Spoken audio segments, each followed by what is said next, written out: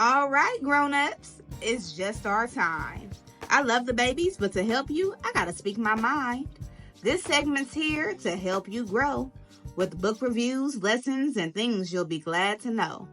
If your little one's restless or looking to play, send them to my other playlist. The read alouds there will brighten their day. Hello, beautiful people. Welcome to Behind the Book, where we go beyond the pages to get to the heart of the story. I'm Miss Erica, the teacher lady, your fairy godparent when it comes to sharing joyful stories and growing young minds. Now, all this week we are talking about passions. How do we find our passion? What is our passion? And what do we do when we finally figure out what that passion might be? And of course, we are using children's books to be able to do so. We started off with a read aloud of this Behind the Book, which is What Do You Do with an Idea by Kobe Yamada, illustrated by Mae Bessem.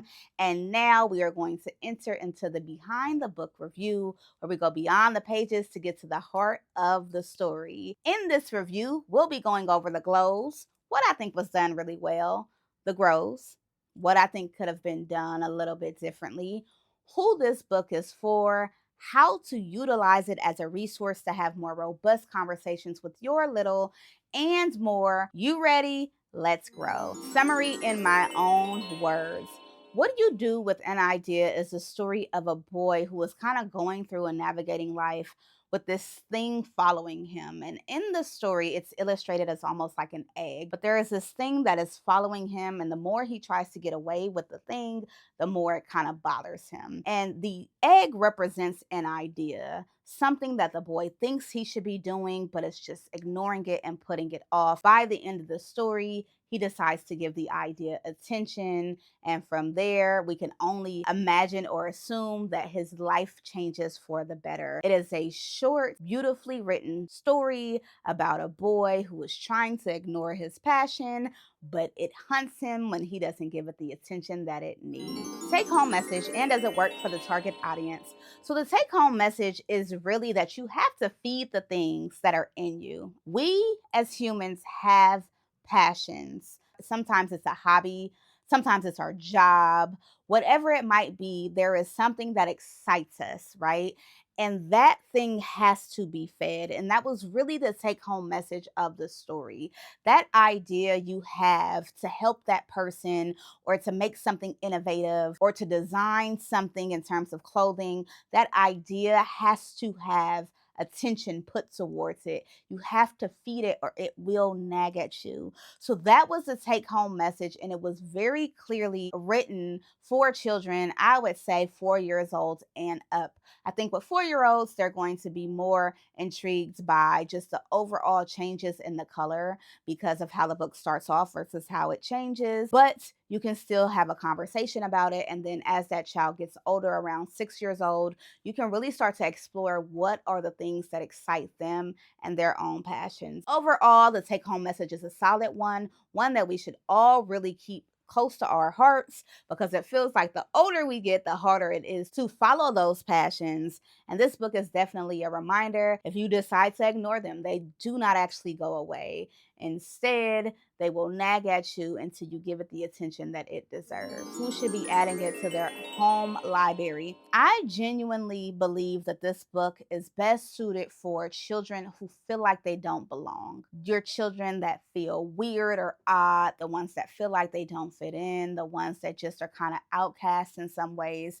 And the reason being is a lot of times our passions or our interests are so different from other people around us that a lot of times it results in self esteem issues, or even just feeling separate from everybody else. And what this book does is it helps to encourage children and show them that even though other people don't necessarily understand you or even agree what it is that you want to do in your life, you still can. And so in the book, there is a section where, as he's going through the book, people are kind of saying, like, your idea isn't a smart one, or like you need to let it go. He keeps going anyway. And so utilizing this book specifically for children who are struggling to understand where they fit in the world, to help them to kind of create their own path, I feel like would be super beneficial. Glows, and what I think was done really well. I have a few glows for this book. The first glow is, I would say, that it really does focus on the point of the book. Sometimes books get a little lost and they go all over the place. This one is very clear in what it is that it's trying to communicate. The story opens up very clearly with this boy who is kind of struggling with sadness because this idea is following him and he doesn't want to pay attention to it. And then that changes over time. But I appreciate the beauty of the simplicity and that the story follows page to page with no detours until the end of the story. So that is one of my glows. Another glow is using something as random like an egg to represent the idea. Having this physical object follow the boy throughout the photos made a lot of sense for children who maybe are not at quite a reading level yet. Even if they're older, children read at different levels. They start that process at different times in their lives. And so having the physical illustration of the egg representing an idea and following the boy, I feel like is super helpful, not only for all children, but specifically English language learners, as well as children with developmental differences or with communication differences, because pictures are one of those things that oftentimes are universal. And so I really appreciated having this kind of physical symbol. I thought that that was well done. And then my last glow for the story, it's funny because sometimes I have a glow which also goes into the section of a grow. And for this one, that is the case. I appreciate at the end of the book that the boy kind of just says, like, I give it attention.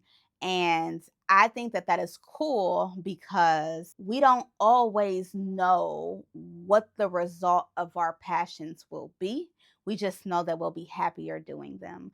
Like, I can't tell you, yeah, if you start designing purses, you're going to be a multi-millionaire purse designer. But what I can tell you is if you start designing purses, you will feed that piece of yourself that needs to be fed. And so the story ends with, like, I gave it attention. We don't actually find out what his idea was. We don't actually find out where his idea went, but just the simplicity of, like, I decided to give in and now I see that things are getting better for me works well depending on the child. And now I am going to move on to my grows, or what I think could have been done differently.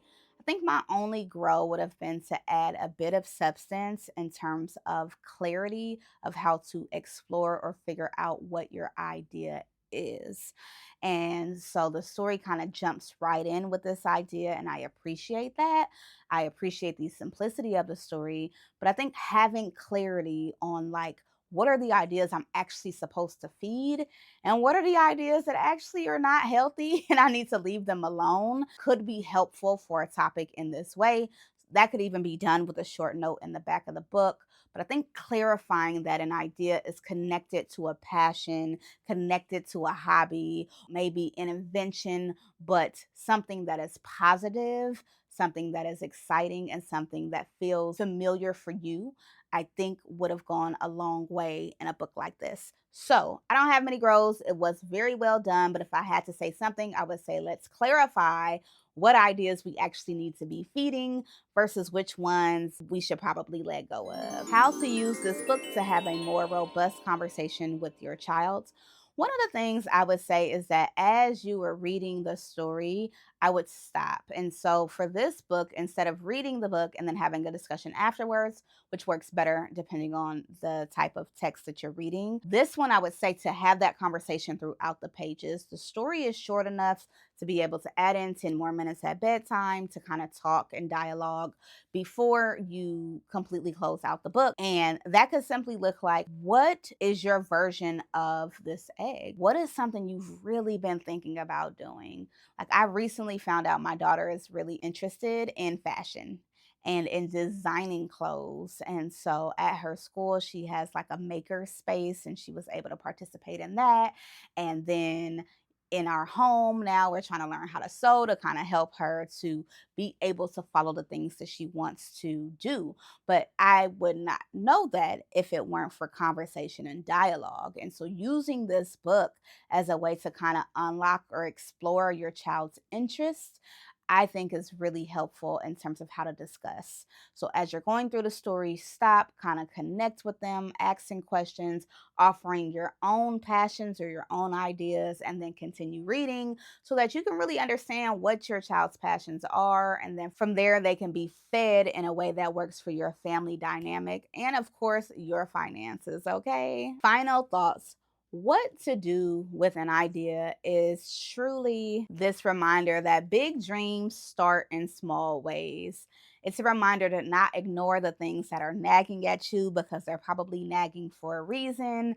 And it's definitely a bit of inspiration in terms of giving love and attention to the ideas that have followed you for the longest. If you have not done so, be sure to check out the read aloud on this book and continue with the other segments we have on this topic throughout the week, such as the Teacher Lady Speaks episode, which airs on Friday, which is a crash course in getting your child to better understand their own passions and apply it to their day to day lives. And lastly, as an author, as an illustrator, as a reading enthusiast, I would like to bring your attention to something called the Pay It Forward program. The Pay It Forward program is a straightforward initiative that allows us to get books to children that need them. You donate what you can, that money goes to purchase the books needed for children, and those books are then given to the communities that go without. Okay, so do what you can when you can. Check out my books. Be sure to check out what to do with an idea in the link below. Sign up for the newsletter and just continue to be part of this book loving community. I appreciate and love y'all so much. Thank you and have a beautiful rest of the day. And until next time, remember to enjoy the moment or go be a joy in the moment.